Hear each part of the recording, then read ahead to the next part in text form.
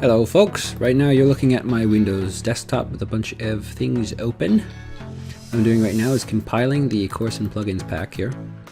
It will have the sample packs for it, and it also has the plugins, and it comes to just under 3 gigabytes actually of stuff for you.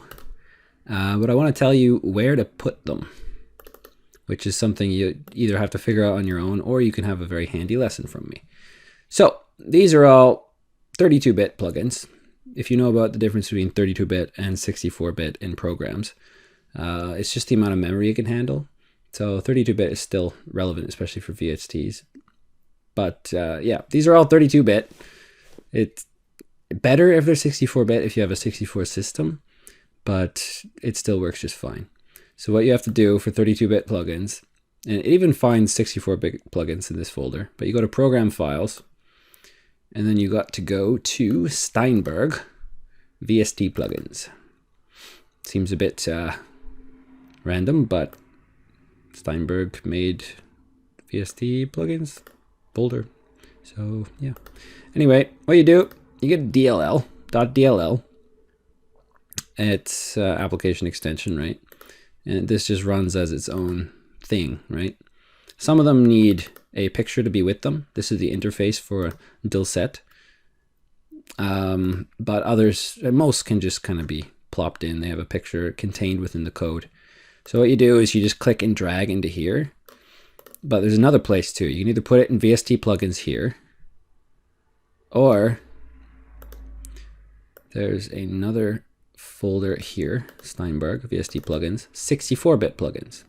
And these usually contain like first-party sort of software, like Isotope things and FL Studio, whatever, like in-house VSTs. In-house VSTs or purchase VSTs often automatically install into folders like VST plugins in 64-bit program files or in 32-bit program files. That's what x86 means. x86 is like the instruction code name. It just means 32-bit.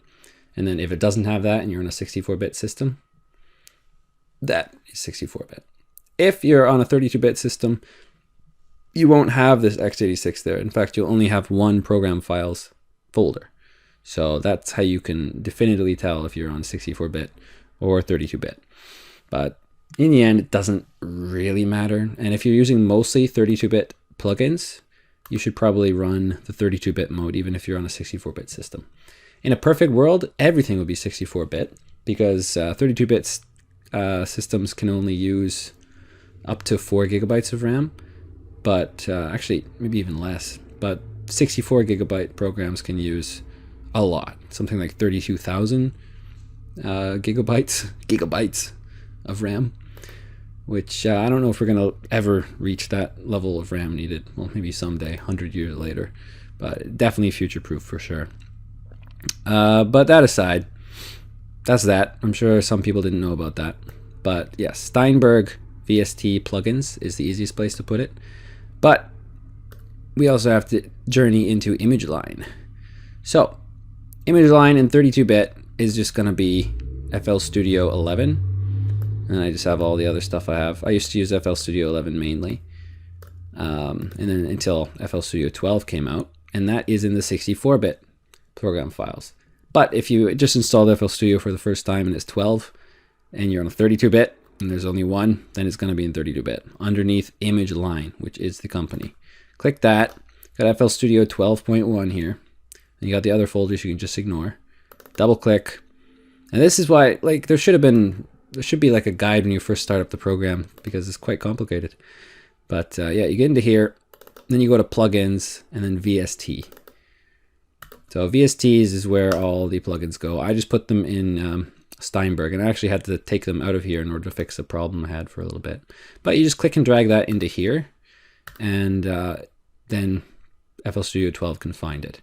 As for sample packs, you got to go into Data, Patches, Packs. What you have to do is drop a folder into here. So if you have a folder over here, let's say this is the folder. Oops. Say this is the folder, then you just drop it in here and it will instantly appear within the program for you to use. So if you open this up, you got these. Each of these play a sound. See? I like this one because it has just a bunch of weird sounds that always kind of enhance songs. Just like that, right? So that's what these all are. They're just WAV files, which are uncompressed audio. And they're things you can just click and drag into your project. So that's what packs are. But always refer back to this. Remember, it's data, patches, packs. But what if you want to find your programs? Like your projects, I mean. This is the default folder here. Right underneath patches in data, you got project. And projects is where all your stuff is. So I always give things weird names. And you can go ahead and do that too if you want. But when you export things, they tend to default to here. I like to put them in different folders, but it always defaults to projects. And the first time I ever used FL Studio, I remember I didn't know where this was, you know. It's not in any sort of easy place. Like I'd expect a company like this to put it in my documents or something, but it doesn't create any folder there. You actually got to go into the system and then find it here. So these are where the projects are. Once you know where that is, you can find them easily anytime. But if you double click one of these, it will open up the project in FL Studio, right? And yeah, you can create any folders you like. Just keep it organized, I guess, or not, whatever you feel comfortable with. Like I'm not too comfortable with too much organization. I like it to be a little bit messy. Just keeps the creativity flowing. But yeah, that's what you do with these. Just anything that's in the plugins pack should be here. I cleaned it up. I'm going to put it in a zip folder to make it smaller. Anything that's in there, unzip them. By that you just double click as long as you have WinRAR. But these are all zip files, and most programs just automatically deal with zip files, right?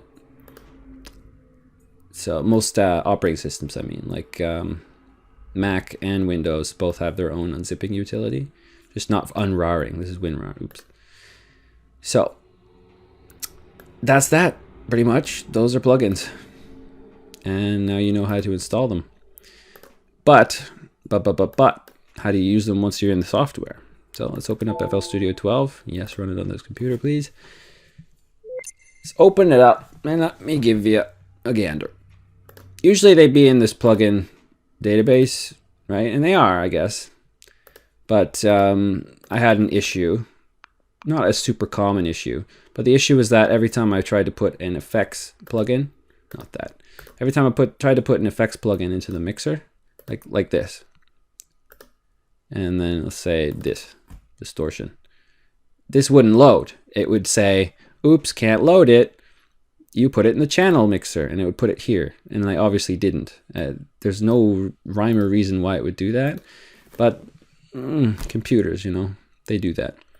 So that's how you add it there anyway.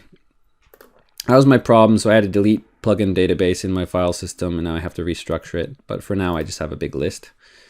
But yeah, in this list, after you've scanned for them, you'll find them, and you'll find the brand as well. And this is Variety of Sound, which makes all my very favorite free plugins. Very, very good free plugins. In fact, Density Mark III is probably one of the best compression plugins I've ever used. It's anyone that uses it loves it. It's used on a lot of very, very major productions to make the sound very big and then glued together and strong, you know. So you ever listen to a song and it just sounds like everything's just so big. Like you hear a drum and it's not just in one little space. It's big, you know. I don't know how to explain it. It's just big.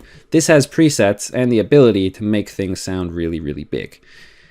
And that is obviously a really, really big plus for any type of modern music, or any music in general. So Density Mark III, very good. So, but how you get these all in here is you got to go to Manage Plugins. So you can get through there in different ways. You can go into File Settings, I believe. Yep, File Settings, Manage Plugins. This will just give you information about it. It's a good read. And then you get this big thing. And before you actually start scan and verify plugins, you're not really going to see anything special here. You're not going to know what you're seeing, right?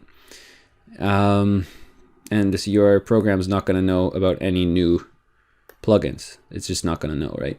So what you got to do, I always leave this open, rescan previously verified plugins just in case there's any issues. It'll rescan anything and then resort them, right?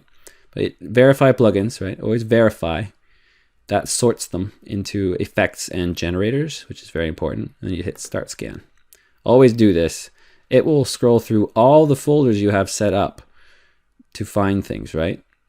When I was trying to fix the problem, I put this. I decided to make it look into the plugin database, right? Plugin database doesn't actually hold the plugins though. It holds shortcuts to the plugins, and that was the root of the problem. So I had to just delete it. So anyway, that's why that's there. If it's blue, it means you added it. So yep, this is all the folders it checks for different types of VSTs and stuff. It verifies them. It's like scans them and can tell what they actually are, who made them, you know, how many bits there are. These are 64, these are 32, right? And then it tells them if there's a synth or an effect, a generator or effect. And after you've done that, close that up, say okay, close that up, and you can just add whatever you want anywhere. So here, if you had my same problem, you just have this. And yeah, find the one you need. These are all my synthesizers, and then the effects would be over here. Totally different set of things. Now, if you never had the problem, when you open this up, like let's say replace, you won't have more plugins. You'll have a big menu here that's all based on the plugin database with different categories and everything. And I really hope that it works perfectly fine for you, and it probably will. But if people have enough of a problem, you just gotta find your plugin database here. So I'll go over how to fix this problem now.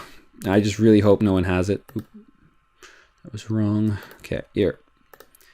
So it should be in, I think it was in system. I think. It's because I deleted it, right? I had to get rid of it. So it's not in VST, it's not in any of these. It's in one of these folders. Trust me, it is. Maybe patches something, because it's not here anymore for me. Because I just, oh, here it is. Yeah, it regenerated it. There's plugin database. If you have any issues with effects plugins being loaded instantly into channels, right click, delete. Seems a bit weird, but you just have to right click and delete. All the plugin things I showed you there will work just fine. You'll just get a different menu. It will cause some problems because you don't have, like, you can't eliminate plugins that you add. There might be a way, but not easy anyway. So I'd say find a way to restructure it once you're done. I kind of fancy this menu though, so I'll leave it for a bit, but I'll eventually restructure it. So hopefully that helps anyone before they have to ask me that, you know. So let's just have some faith in FL Studio that will work for other people. So it was frustrating in the past, but it's all good now. I love FL Studio 12. Very, very, very, very, very good software. But anyway, that's that. And that's what I wanted to show you. In the first few lectures, it shows you exactly how to add. It has the download to the packs and the plugins, and then this will show you how to install them, obviously. All right. Have a wonderful morning, afternoon, evening, anything, people. Cheers.